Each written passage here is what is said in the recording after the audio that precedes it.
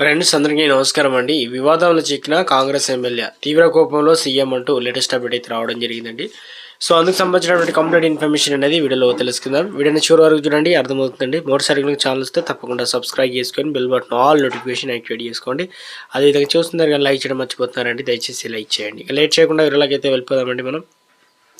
లార్దేవులపల్లిలోని లక్ష్మీగూడలో కూల్చివేతలకు సంబంధించి కొనసాగుతున్నాయి. ఫుట్పాత్పై ఉన్న ఆక్రమణలను తొలగిస్తున్నారు అధికారులు. జిహెచ్ఎంసీ ఆధ్వర్యంలో లక్ష్మీగూడ నుంచి వాంబే కాలనీ వరకు కూడా కొనసాగుతున్నాయి కూల్చివేతలు. దీంతో భారీగా మోహరించారు పోలీసులు. ఈ సందర్భంగా బాధితులు అయితే మాట్లాడారు. కాంగ్రెస్ ఎమ్మెల్యే ప్రకాష్ గౌడ్ ఇల్లు రోడ్డు మీదనే ఉంది, కానీ వాళ్ళ ఇల్లు ఎవరు టచ్ చేయలేదని చెప్పేసి స్థానికులు అయితే ఆగ్రహించారు. రూల్స్ ప్రకారం కూల్చితే ఎమ్మెల్యేలు కూడా కూల్చాలి కదా అంటూ ప్రశ్నించారు.